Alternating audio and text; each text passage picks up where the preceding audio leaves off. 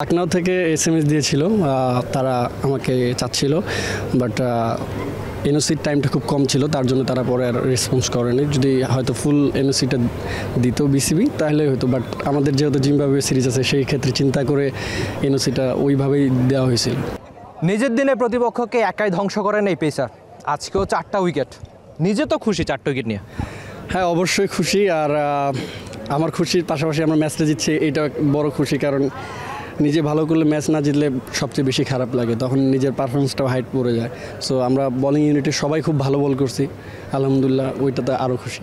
প্রতিপক্ষকে 88 রানে all out করে দেওয়া, তো সকালে যখন নামলেন তখন আসলে প্ল্যান কী ছিল? যখন আমরা নামছি তখন আমাদের তাসকিন ভাই, সাকিব, আমাদের প্ল্যান ছিল জাস্ট নর্মাল জায়গায় হিট করা, কারণ নতুন বলে চান্স থাকে। সো ওই জায়গায় আমরা হিট করে মানে সাকসেসটা হয়েছি।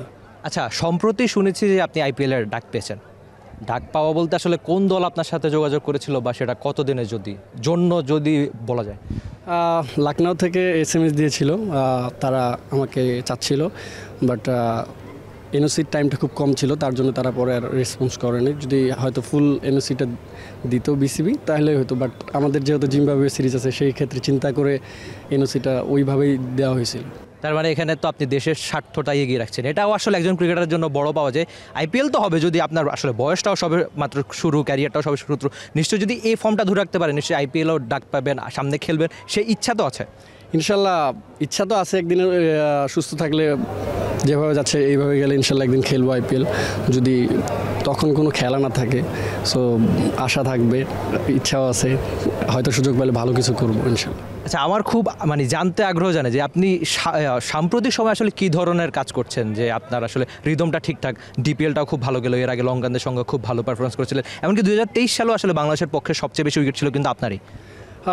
সাম্প্রতিক সময় বলতে আমি জাস্ট নর্মাল বেসিকে কাজটা করতেছি, যেটা কন্টিনিউ করে সাকসেস হচ্ছে সেটাই করতেছি, এক্সট্রা কিছু এখনও করতেছি না। কারণ যেটাতে সাকসেস হচ্ছে সেটা কন্টিনিউ স্ট্রং, আরও যাতে ওইখানে আরও যাতে মানে স্ট্রংটা আরও স্ট্রেংথটা আরও ভালো আসে, ওইটাই কাজ করতেছি। তাসকিনের সঙ্গে আমার প্রায়শই আলাপ হয়, তো সবসময় আপনার প্রশংসা করে যে এই ছেলেটাকে দেখে রাখবেন আপনারা, এই ছেলেটা বাংলাদেশের পেস বোলিং ইউনিটের ভবিষ্যৎ হবে। এই যে সিনিয়রদের থেকে পাওয়া, তাদের সঙ্গে একই সঙ্গে মাঠটা শেয়ার করে, এটা নিশ্চয়ই একটা পাওয়া। আর সিনিয়ররা যখন এই ধরনের কথা বলো তখন আসলে কেমন লাগে, বা তাসকিনের সঙ্গে জুটিটা?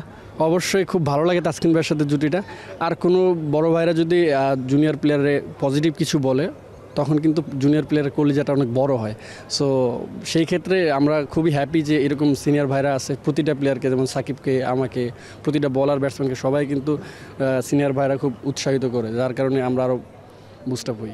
বৈশাখের তপ্ত রোদের আসলে ঘাম আপনি ঘেমে গেছেন, খুব বেশি সময় নেবেন না, সামনের জন্য অনেক বেশি শুভকামনা, বাংলাদেশ দলকে খুব ভালো সার্ভিস দেবেন, সেটা আসলে পাওয়া। শরীফুল ইসলাম এমন একজন ক্রিকেটার, আসলে মাঠে ক্রিকেটে যখন নামে ঠিক প্রতাপটা যাকে বলে বল হাতে, সেই কাজটা ঠিকঠাক করেন এই পেসার। আর সঙ্গে আরেকটা ব্যাপার, যেটা আইপিএলে ঠিকই ডাক পেয়েছেন, তবে যাওয়া হবে না বিসিবির এনওসি ঠিকঠাক, 25 দিনের একটু সময় ছিল তার জন্য, এই জন্য। আর সামনে যেহেতু জিম্বাবুয়ে সিরিজের ব্যস্ততা, তবে এই পেসার মাঠে যেমন পারফরমেন্স করছেন সেই পারফরমেন্সটা ধরে রাখুক, সেটাই আদতে বোধ হয় সবার চাওয়া।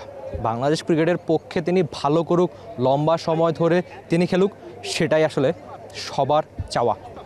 Rifat Emil, T sports, Dhaka. For more updates, subscribe to our YouTube channel and click on the bell icon.